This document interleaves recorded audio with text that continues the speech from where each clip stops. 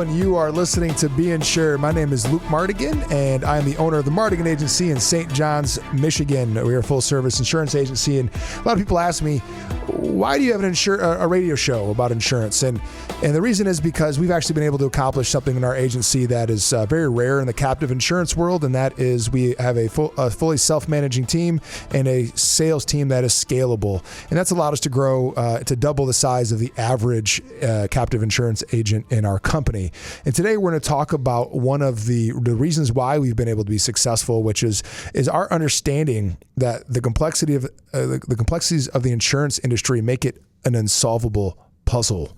And so if you find insurance frustrating and confusing and you don't know what you're paying for or why it exists, we hope to shed some light on that. And today I'm joined by my co-host, Eric Gestring, the Mardigian Agency. And my special guest, Alec Nuremberg, the Director of Operations. At the Mardigian Agency? At the Mardigian Agency, sorry. You got to remember, man. I remember the title. You're so important. You just have to throw it out there, you know. Luke, let's dig into this. So why do we consider insurance as a field to be the unsolvable puzzle?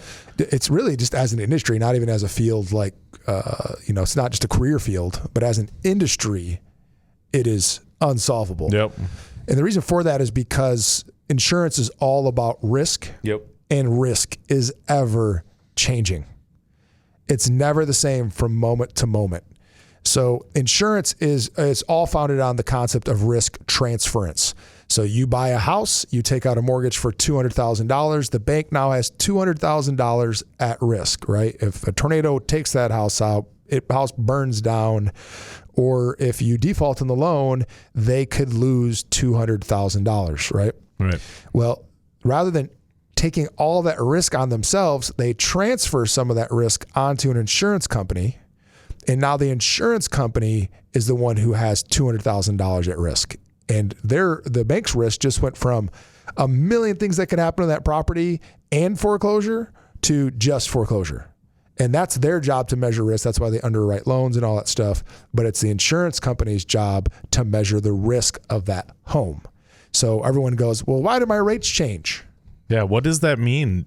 Manage my risk in my home? Yeah. Why is there risk at my home? Yeah, why is my home insurance another $12 this year? That makes no sense to me, Luke. Yeah, because risk is ever changing. So what you don't know is that a house 3 miles down from you burned to the ground.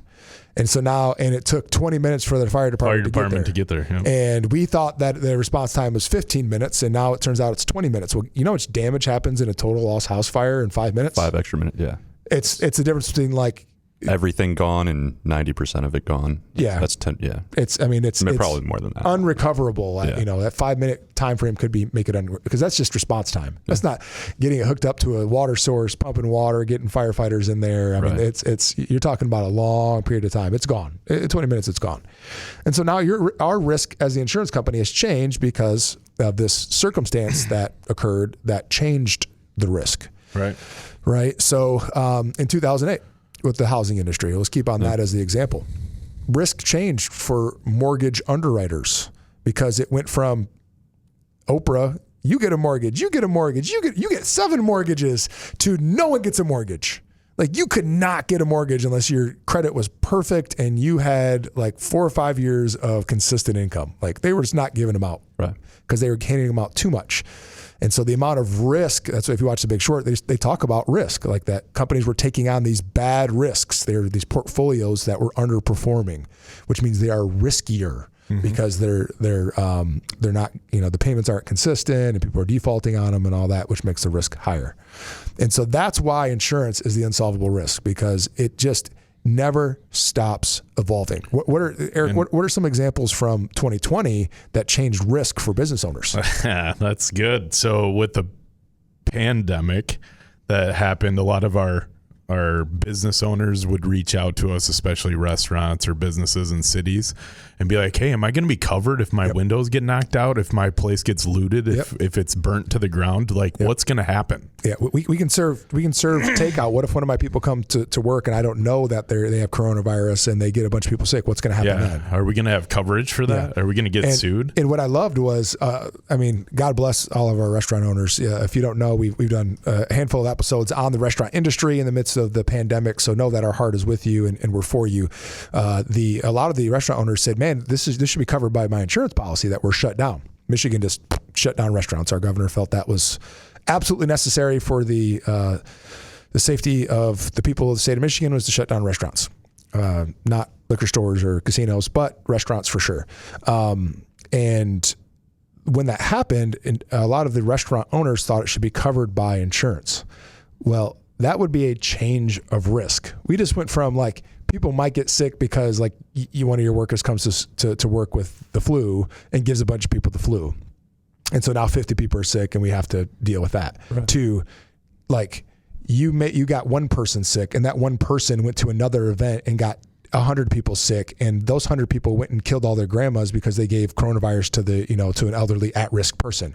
Like that risk is not measurable. We can't measure the risk that comes from a virus that is highly contagious. Sounds like an unsolvable puzzle. It's unsolvable, right? Like we actually have to have data to figure out like what is the maximum, we call it the maximum potential loss. Yep. Right. And it's not maximum loss. It's not that risk didn't exist either. It did exist. It just wasn't considered, because it was so far out there. Yes. Like nobody saw a global pandemic coming where it shut down the entire global economy. Right. And then you have to have good data to base it on. Right. Yeah. And pandemics, just to use that as an example, have always been studied retrospectively. So this is the first time in history that we've studied data on a pandemic that's ongoing. Yeah. Which means that you don't have accurate data. It's kind of like trying to measure your heart rate during a workout. You ever done that? And it's like, well, where's your heart rate at? I don't know. It depends on what second of the day, right. Like second of the workout that it could be 180. It could be 99. I mean, right. It takes time to establish a trend that's reliable. So you have to measure your average heart rate over the entire workout to understand the intensity of the workout, right? Well, that takes time. Right. We didn't have that time when we were making decisions early on. So not to go on coronavirus in that way, but the insurance, the unsolvable puzzle. It goes all the way down to the smallest minute, though. I mean, when we get away from even business insurance or restaurants and we're doing personal lines where there's a home and an auto policy, the reason why the Mardigian agency has success and we mitigate risk and we manage the unsolvable puzzle is because we do reviews with our clients and we make it so that we are on top of knowing the changes of risk they have by asking questions. So last June, on June 1st, Blaine Graham Mardigian was born to Sarah and I. First birthday coming up. Yeah. Really quick. Yeah, pretty quick. Yeah. Real quick. He's me crawling any day now. Did our risk change? Sure did. So significantly. Whatever we thought we had solved for our puzzle of insurance, transferring risk to insurance companies, suddenly changed with his arrival. Yep. And now, I don't, my oldest is 12 and my middle son's 10. So I had 8 years of kids in the house completely relying upon me for income. And now I changed it to 18 years of income needed. So for life insurance, in particular, for me to have $1 million, okay, that'll probably get my kids through 8 to 10 years of stuff. But now that I have 18, I need, if we're using the same scale, 1.8 million. Yeah. That changed the puzzle, right? Right. I'm older than when my other sons were born, so my risk of disability is higher. So my need for disability insurance is greater than it was when I had my firstborn at 24 years old, where injuries were, you recover from in a day and stuff like that. Now I'm like, why is my neck still hurt from a month ago? And so in personal life, those things change, and that's why it's not just annual reviews. We believe at the Mardigian agency a continual conversation of risk. We have clients like I had a client reach out to me last week saying, "Hey, Hey, I remember you telling me that whenever I'd make any changes to the house to let you know, well, I'm finishing the basement. These are the things that we set a precedent for our clients to let us know these things. Yeah. Right. And unfortunately, not all of them remember or care to remember. Right. But, if you do any renovations or updates to your house that increase the value more than 10%, you have to let your insurance agent know, or you could risk not having enough coverage at time of claim, or even having your claim denied. Why? Because the level of risk for the insurance company changed. Yep. So they have to have, especially with a finished basement. I mean, we're talking about one of the highest losses, right? If you have a 2,000 square foot ranch, you just added 2,000 square feet to your house. You just doubled the livable space of your house. Like that's just a small deal. detail. Yeah, right. If you add an addition, changing total risk. Yeah. Plus, I have an opportunity to bring up the importance of battery backup systems, generators, all these things that will mitigate risk for that client, right? Yep, and if they financed it, if they refied in order to do the renovations, well, then now you have a larger mortgage, you need more life insurance. You can see how this thing, it just adds keeps up. going. Right. Now, we're not saying that you need to be insurance poor and just buy tons of insurance just for the sake of insurance, but these are all things that really consider. Fairly common no-brainers. Like you should have enough life insurance to cover your mortgage. That's just what it's called being an adult. It's responsible. Yes. Right? It's loving your family. Or just not leaving. Yeah, it's loving your family by not leaving a mess behind. Right? Like, I don't care how great of a human being you are. When you leave a mess behind, they forget a lot of the good things because the freshest, strongest memory is of you dying and screwing them over. Because that's how it feels. Like, that, I know, because like when my grandpa died, there was nothing. And for my family, it felt like kind of like, well, okay, like, wow, you couldn't get like anything in order, like a will or anything. Like, we don't even know where your bank accounts are. So now they're left grieving and cleaning and up. dealing with your mess, right?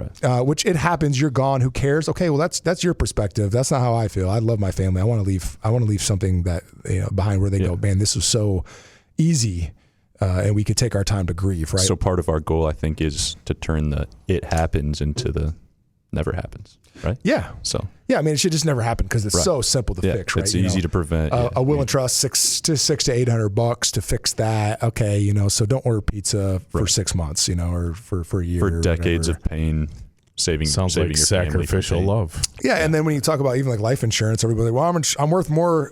Who just said that the other day? It was a marketing consultant. Yeah. So our marketing consultant said, I'm worth more dead than alive. I'm like, not really. No. You're 30 and you make like $60,000 a year, so you have another 35 working years. So you just do some quick math on it. You're worth like a couple $1 million actually to your family. Alive. And you have $500,000 in insurance. So you're actually underinsured. Like if you want to measure it that way. You're actually worth more alive than dead. Yes. You're worth $2 million instead of, if you die, you're only worth $500,000. Right. So, and only paying whatever $40-$50 a month, it's pennies on the dollar. Yeah. So you lose $40 or $50 every month, but you're getting $500,000. Anyways, I digress. So this is why. So there's really 3 areas of risk of risk tolerance, and risk transference that are at play when it comes to the unsolvable puzzle that is insurance. I just had a conversation with a client who is trying to help, trying to get me to understand, or trying to understand why his rate changed when he lost multi-auto discount and when he had a claim. He wanted to know line by line, each line of coverage, how each one of those events changed it. That sounds like a lack of trust, right? Well, at the end of the day, that's what it was, and then there were some personal things in the background that fed into that. So it wasn't just the insurance. Yeah, it wasn't. Just, it really wasn't necessarily anything we did particular. It was just a season of life they're in, and we have grace for that, right? And we took our time to try to explain it. He didn't want to hear it at the end of the day, but understandably so. Yes, So as us as agents, it's the unsolvable puzzle. We're dealing with human beings. Okay, so the way you feel, I can't change, whether you lost your job or your parent just died or had a hospital bill or you just went through a divorce we can't affect any of that, but we do end up getting a piece of that in our world when we service you, and it takes a lot of grace from our end to just understand that people are emotional, and it's not usually about insurance; it's about something else. And in any industry you're in, if you're listening, always like that. If you're in the service industry, it's usually not about you. It's usually about something that's going on in their world. Okay, they're yelling at you not because they went up $5. So we put in preventative measures like outsourcing a company that calls to schedule reviews with our clients. Yep. The little minute details that we do to prevent losing out on protecting our clients, right? Making sure that we have as many pieces of the puzzle as we can, because it's unsolvable, but you can put a lot of the pieces in place and be pretty good. And at the end of the day, they still have a choice in the matter if they choose not to do those things. Yes. But so to go back to that client, he asked how this affected each line of his policy. Well, Right. the thing is, the company rates you on who you are as a driver, how old you are, where you live, down to, I'm talking census tract. That's like a couple thousand people in your area, like a very small, less than a square mile area census tract. What car you're driving, how old the car is, Record, what safety features on there, what the average cost of repair for that vehicle is, the average settlement lawsuit size for the state of Michigan, which is getting larger and larger and larger, what type of health insurance you have, what deductible you put on your medical coverage on your auto policy, whether you want comp or collision. Comprehensive is a different rate than collision. And that is, and then they add factors on top of that. Broad form. Like regular. Like what type of coverage you're buying and what discounts you're eligible for. And some discounts change the entire base rate. Some of them only affect a part of the base rate. And it's all based upon filings and actuarial science and all this crazy stuff. So if you're a client, the best thing you can do is communicate with your agent on a consistent basis what your risk is and how your life is changing, so that they have your agent has as many pieces of the puzzle as possible, so they can go back to the insurance company, get the solution for those risks, help you transfer those risks to the insurance company so you're not paying out of pocket for it. And then, at the very least, you have something that is going to solve most of your problems, but not always all of them. So keep an open conversation with your agents. Let them know what's going on in your world. And thank you so much for listening. You can find us at the Mardigian Agency on Facebook and Instagram. And we'll see you next time on Be Insured.